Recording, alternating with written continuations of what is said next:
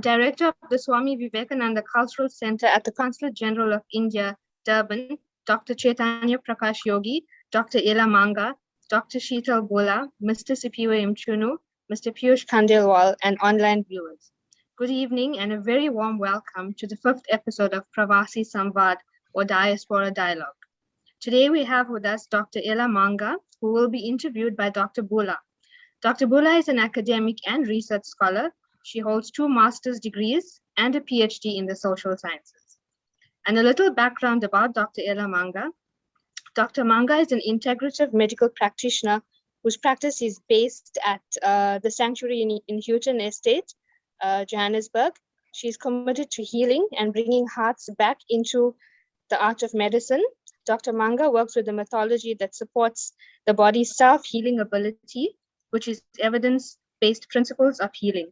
She presents a framework of understanding illness through health and multidimensional lens of Western medicines, nature principles, neuroscience, and ancient wisdom traditions that leaves you more inspired and committed to living with optimum health and open-hearted resilience.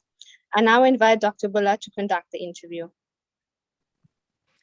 Namaste and a warm welcome to you, Ela, and a very good evening, and thank you for making the time for us. And I think, you're coming from this space where we are living in a COVID context. There's stress, there's anxiety all around. If it's socioeconomic circumstances, there's so much going on in the world, and especially within the South African economy. And now you're coming across as this individual, and you talk about holistic healing, you talk about integrative medicine. So explain to us, how would you define life from that holistic space? Thank you, Sheetal, for that question, and good evening, everyone. It's really wonderful to be talking to you today and sharing some of my insights. It's a really good question, Sheetal. I think when we are experiencing a time of chaos, there is a lot of confusion, old systems are starting to collapse, and old paradigms that we are living with and operating in are starting to dissolve, and it leaves us feeling really confused. But at the same time, it is also an opportunity to come back to what is most important, to come back to fundamental values, to come back to what it really means to be human, and to think about what it feels like to participate in what is ready to be born. And so if we can perhaps take a step back as humanity and to see our current context, our current situation in the greater context, it gives us the opportunity to respond in a more creative way and to participate in something that I think is ready to be born in our history as humanity. And if you have to break down in simplified terms, your role as an integrative holistic healer in a few lines, describe that to somebody that's this is completely fresh to them and they wouldn't know how to comprehend this. Yes, thank you. So there are a few principles that define integrative medicine. And the first is the understanding and the acknowledgement that the body has an ability to heal itself. So we are a self-healing organism, just as nature is. We are a part of nature, and it respects that we are part of nature and that we are subject to the laws of nature. So firstly, it's to create the conditions in which the body's natural healing ability can work in its optimal way. The second principle is that there is a relationship between the doctor and the patient as equals, where both doctor and patient are co-creators in the journey of health and well-being. The third principle is that we work with the most natural methodologies as the first line. It's not disregarding Western medicine. It works with Western medicine, but in a way that is working with the body's natural ability to heal itself. So It's not it's not kind of disrespecting or pushing away Western medicine. It's really acknowledging its place. But I think that Western medicine has kind of got this idea confused. So that we tend to look at the quick fix solution and suppress our symptoms when in fact the body has an amazing way of communicating to us. So the integrative holistic model is also to support the understanding of what the body's communicating to us.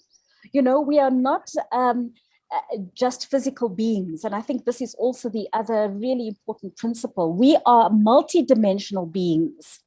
We are body, mind, soul, a multidimensionality of who we are. And the soul is constantly communicating to us through our bodies. And when we have the ability to really deeply listen, we can respond in a way that really supports sustainable well-being. And so we draw on the principles of ancient practices and adapt them in a way that is most relevant for our modern life. Wow. And I think, you know, people are searching out there for coping mechanisms. And so I think this interview is also at an opportune time where people need to be aware of what's available out there.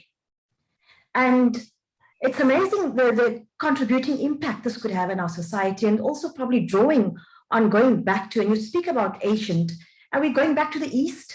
Are we going back to our roots? Where are you drawing your ancient resources from?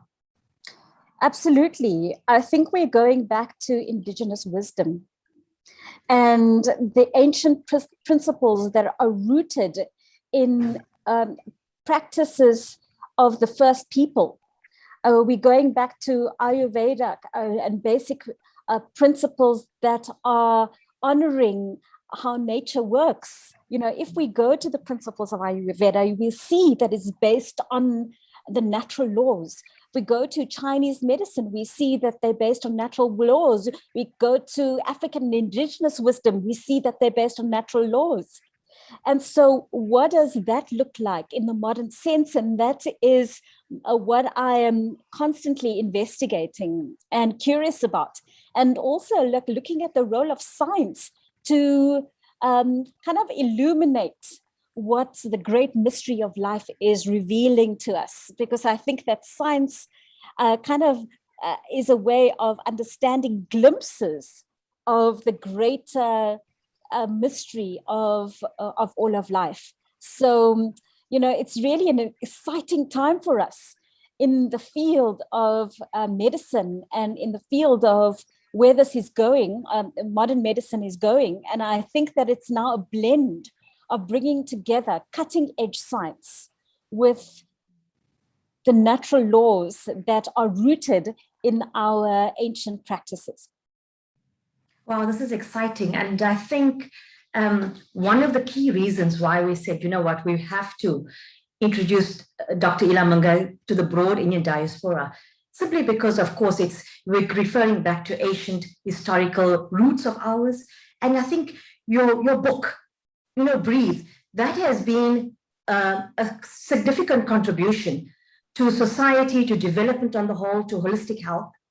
And tell us, so in your book, you speak about you teaching others to perceive life from a particular perspective, to manage their lives in a better way. Anything you want to highlight about that to us? Yeah, well, I think, you know, I wrote the book Breathe because I was so inspired by the amazing stories that I was listening to and hearing in my conversations in my practice with my patients. Actually, I don't call them patients anymore, my clients. And it really struck me that we are actually all the same. You know, as human beings, we are all the same. We have all the same struggles. We have the same fear. You know, we are influenced by our history, what we've inherited. And we all have the same insecurities. We all have a common feeling of not being good enough, you know. And we socialize in so many ways. We socialize beliefs, our absolutely. normative, what's not normative. Exactly. And so I really wanted to highlight that as human beings, as much as we are a bunch of habits, okay, that eventually lead to physical symptoms, at the same time, we have this incredible capacity for change. We are creative beings. And when we can learn to work with our natural energy in really practical and simple ways, it becomes really empowering. We're taking charge of our health again. So we stop kind of handing over the responsibility to a system or to a healer or to a pill or to anything outside of ourselves. We learn the basic tools to listen to the wisdom of our own bodies, to hear that, not to say that we don't need the support of others around us, because of course we do. You know, we can't operate in isolation.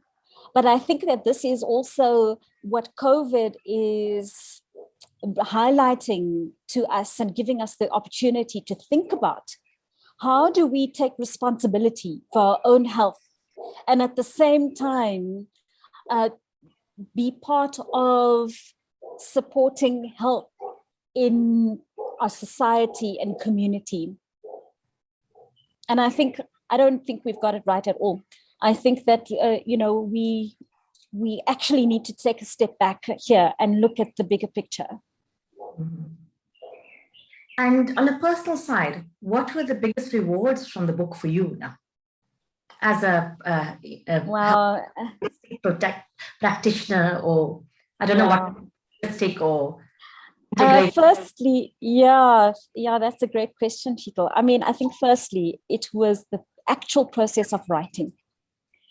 The process of crafting the manuscript, of reflecting on the stories that inspired the book, the research, and weaving together words. I mean, I have always really loved writing.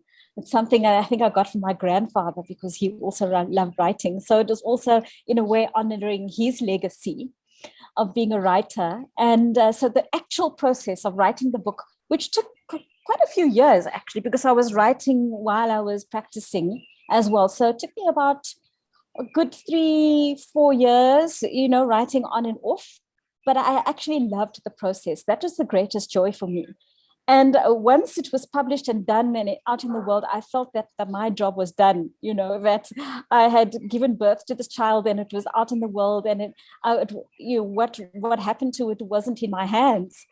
And also the greatest joy is that a few years down the line, post-publication, I still hear amazing stories of people who have been touched by the book. And, just yesterday, I had a call from someone in Florida in the USA who in some weird way landed up finding my book and then set up a consultation over Zoom. I mean, so it's really helped me to connect with people all over the world, which I'm so grateful for. And just when I hear stories of how it's supported someone or helped someone in their journey, that just brings me such great joy. I think definitely it's contributed to probably your purpose that you've obviously crafted and defined for yourself, I think, in this life. And aligned to your purpose, of course, we all have our journeys. You have your journeys of challenges, discoveries, ups and downs in your professional capacity. I've read about your success stories. Tell us about your personal growth, your professional growth, your developments. And I think more importantly, in the personal space, for everyone that's listening to us this evening, what does it take to manage success? This question of success. There was a point in my career where I thought, I'd arrived. I had a GP practice, which was really busy. I was seeing maybe 20, 30 patients a day, which is actually ridiculous in itself. I had driving an Audi A4, was married, and everything was just, I'm married. But anyway, everything was just in place. Everything was in place. Let me come in here, Ila. Probably in place according to social norms at that particular. Exactly. Society's idea of success. Exactly that. And which became my idea. Okay, society's idea becomes our idea, right? Absolutely. And of course, now the next step was to have a child. Of course, that's the next step in this formula of so-called success. And the next step probably was to specialize, according to the formula. Or alternatively, have a second kid. Second kid, holiday home, the next thing, the next degree, whatever that is. Yeah. And I went through an existential crisis at around the age of 30. And everything that I thought success was shattered because it wasn't bringing me any fulfillment.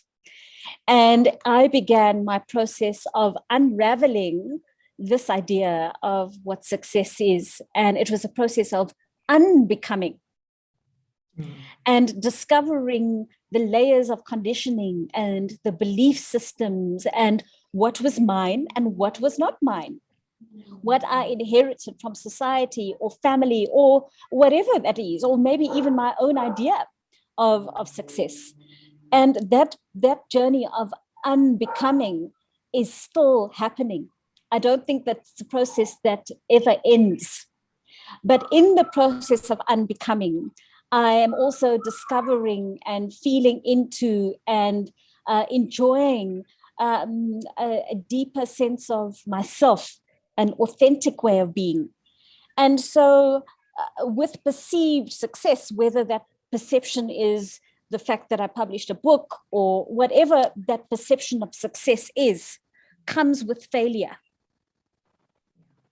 It's coupled with the failure of being a good daughter, a good wife, a good friend, the failure of not being fully present with the people that I absolutely love.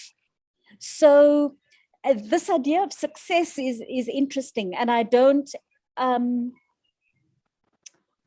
consider myself successful necessarily because I'm so aware of the failure that comes with the next step that I have taken.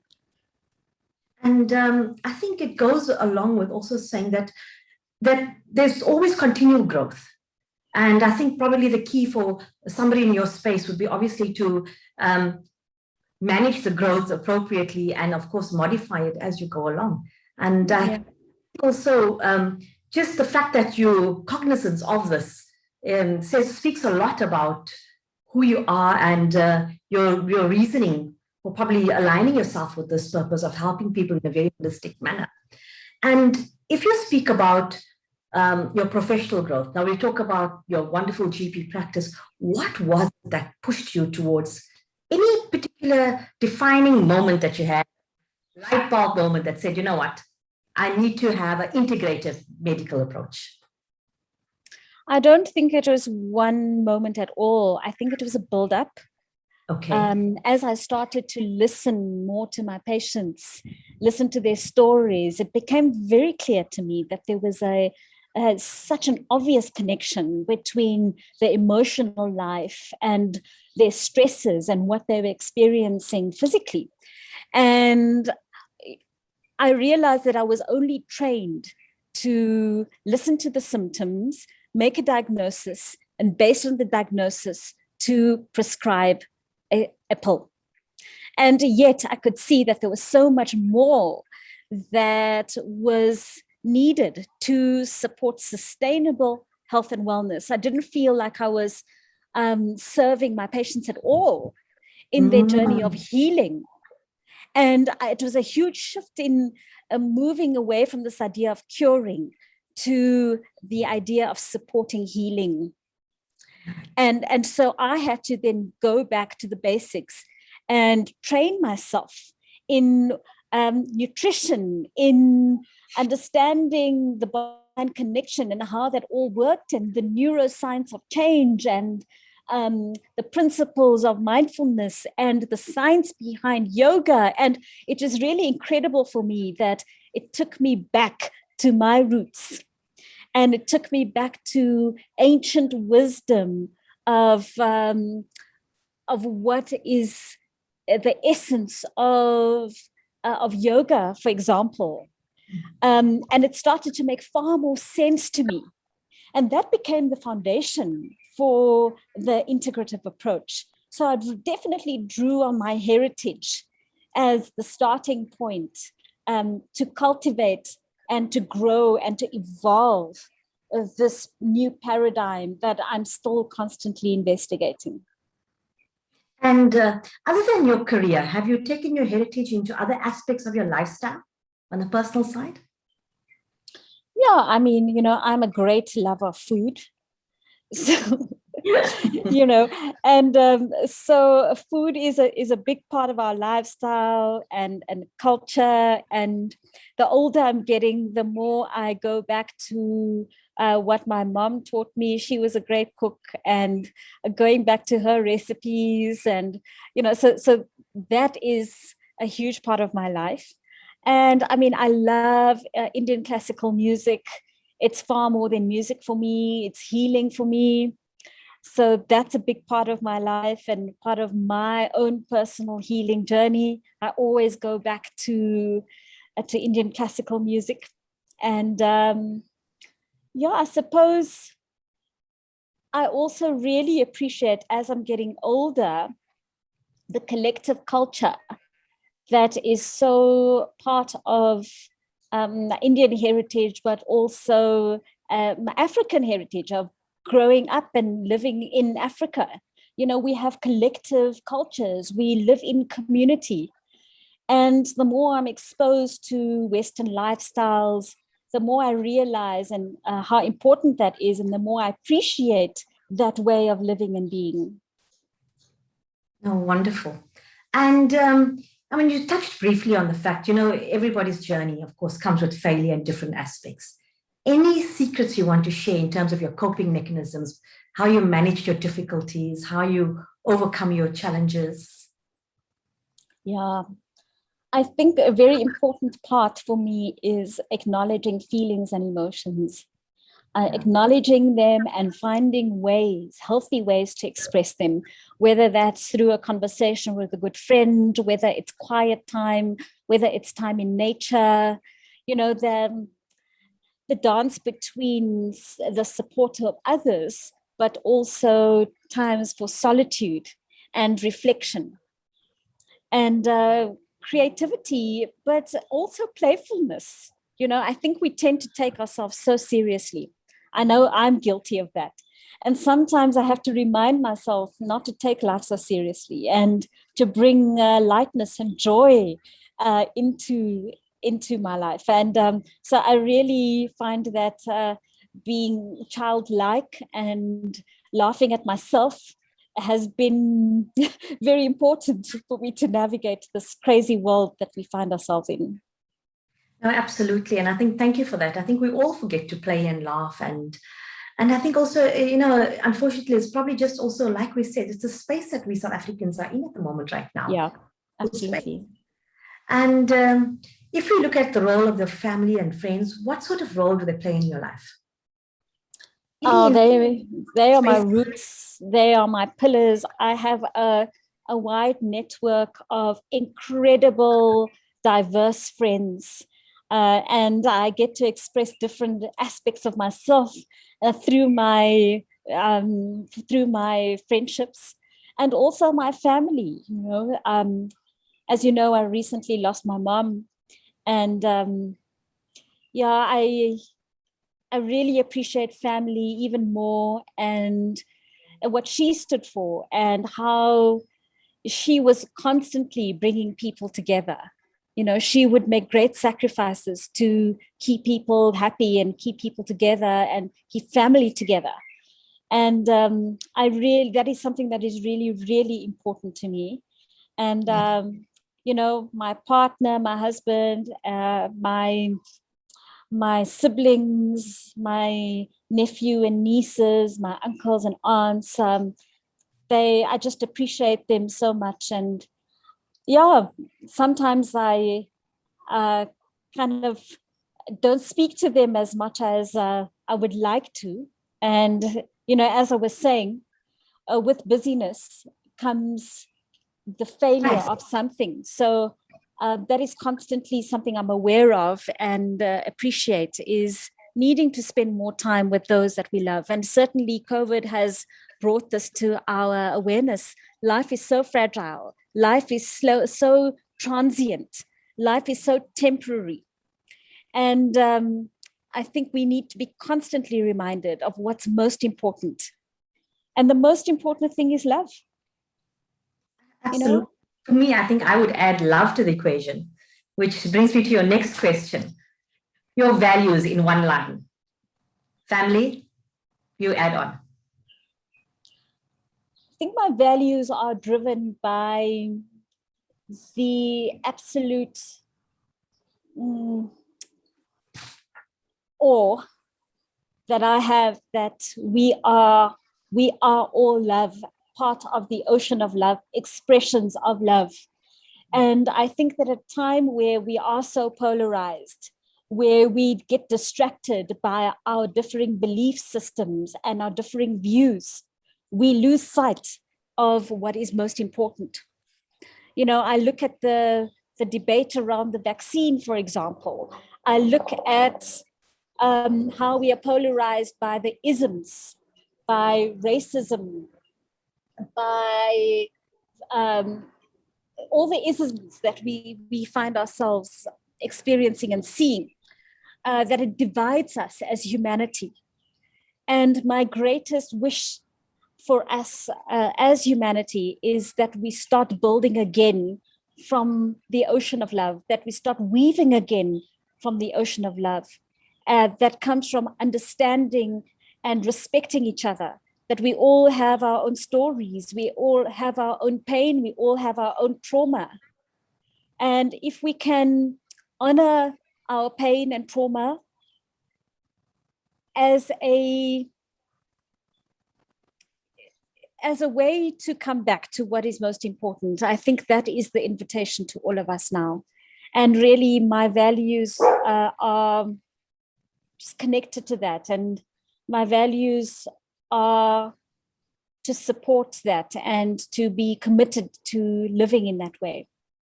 No, absolutely. And I think also we can also draw back to the fact, I mean, Indian culture traditionally has been community-based. It was collective culture. There was space for individuality, but we drew from each other in different ways. And somewhere along the line as well. And I think COVID has exacerbated that.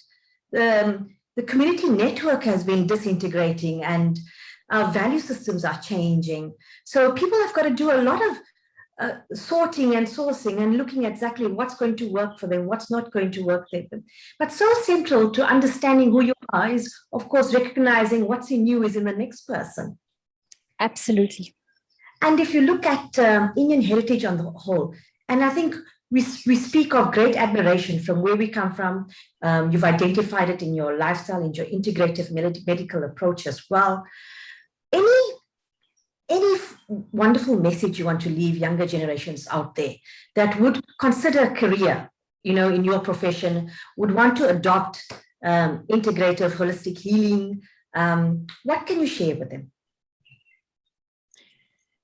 You know, my greatest message, or I think my great message that I have learned for myself, that I feel young people could benefit from, is deepen your roots so that you can fly.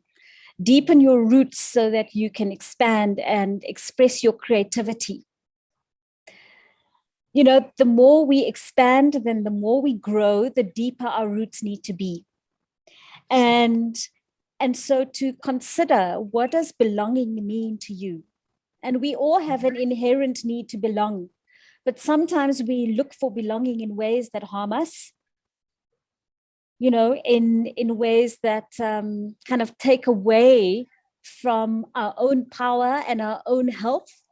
So, you know, what does it mean to deepen our roots?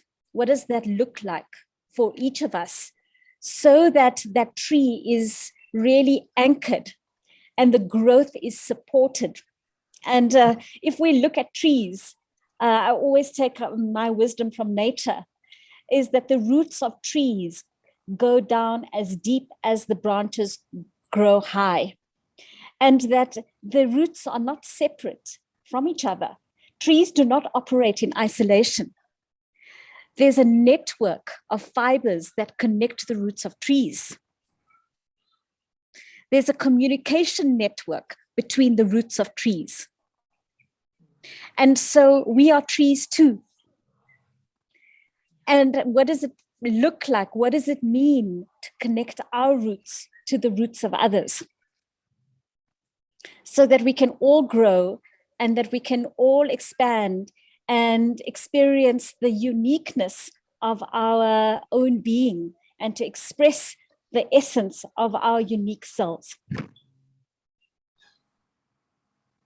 And going forward, future aspirations, goals, where you see yourself 10 years from now, what you'd like to achieve? Are you going to continue to represent us on the international platform? Where to from there? Yeah, you know, I have let go of this idea that I'm in control. So I have, you know, as much as I have in broader intentions, how that's going to unfold, I have absolutely no idea. So as you know, I'm very passionate about conscious breathing as a tool for self-awareness and self-regulation and transformation.